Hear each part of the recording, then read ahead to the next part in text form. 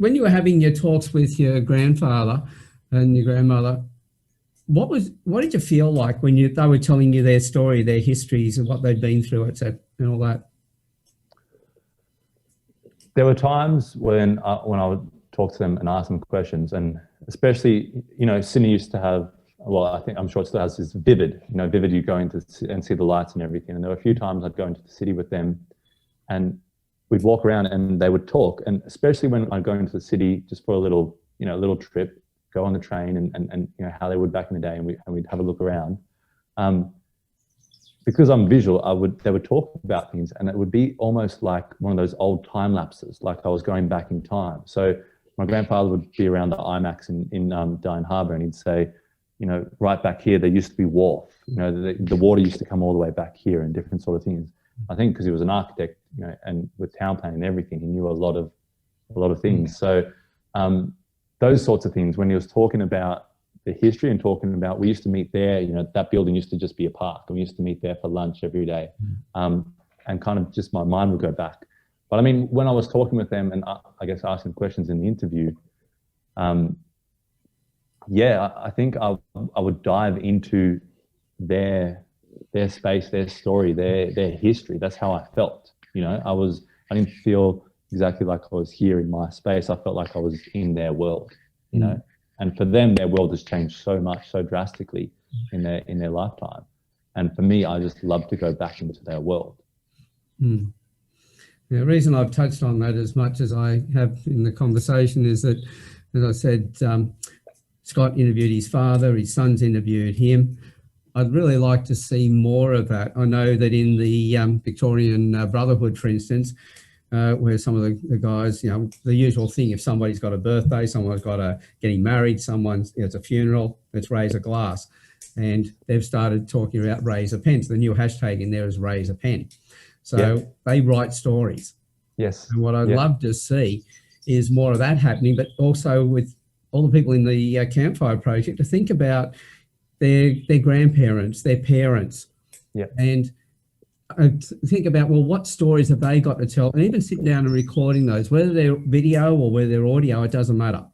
It's great to have the video as well, so people can sit and watch it and see the people who are talking, but to capture that, not only for their own sake, but also for the person they're having those conversations with, because I'm sure that your grandparents really lit up when you were asking questions and they were sharing stuff with you.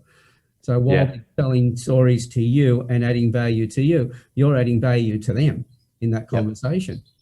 Yeah, it's a great loving exchange. It's something that is very special while you're doing it, and you can really just see how everything just lifts up. And surprisingly, my grandfather, and that, look, when I was taking photographs of them, they didn't always like me taking photographs of them, and they oh God, another photograph, and my grandfather would say, God, he'd go, oh God, Carl, blimey, Carl, God, another one.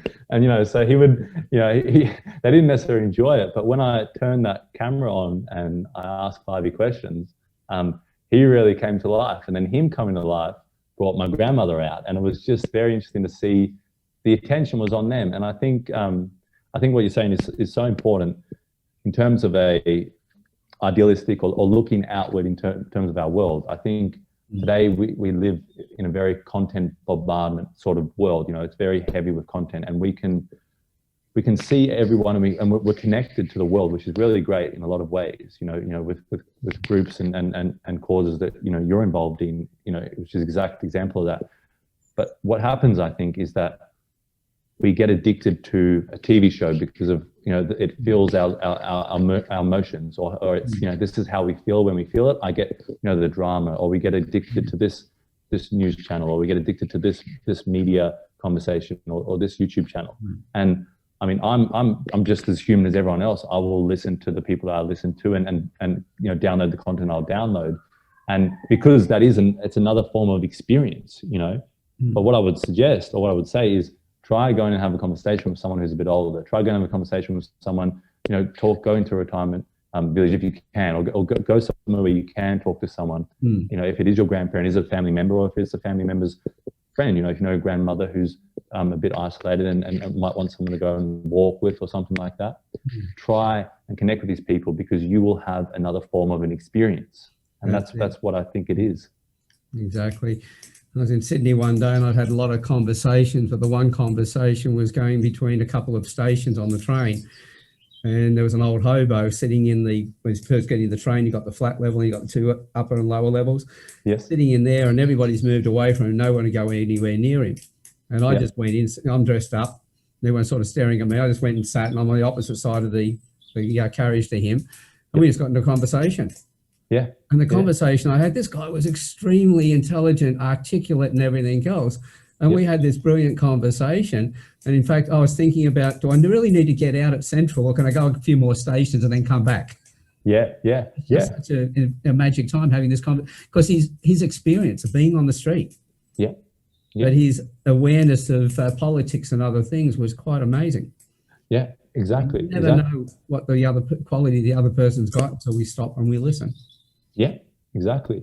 And that's the thing, it adds so much to your life. And it's when you get caught in those conversations, you don't want to leave. You want to kind of check your clock, kind of see what you can do to kind of stay in that space, because even if you come back to it, I mean, you're already on a run, you're on a roll with this and that's why I love long form content as well, because you watch people that do interviews and they talk to someone and they really try and find out what someone is about, and I think it's very important that we try and have more conversations, because if we just go, you said this, you made this comment, you are now filed away with this label in this box, and you're now at this category in our society, and we'll leave you there, and no one will open that box. I think that's something that's very obvious, very, people can just get smacked with the label. And I heard this one, I think it was a video I was listening to, and this one quote, or this one, this passage someone was saying, it said something about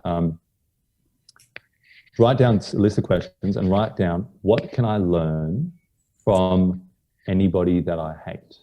And I just thought that was something really, really powerful, because it's such a polarizing world and landscape, that we're in at the moment. And it's very much, I hate him, so I'm going to trash him. I'm going to say something about him. I'm going to tweet something about him. I hate her. And it's just, if we can just sit down and go, what can I learn from everyone? What can I understand from everyone? Maybe it will open up those borders a little bit.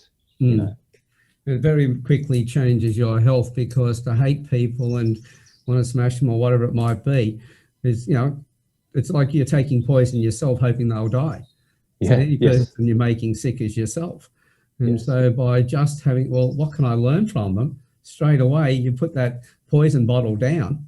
So you're looking after your health straight away. So it's just as much as about you as it is about the other person.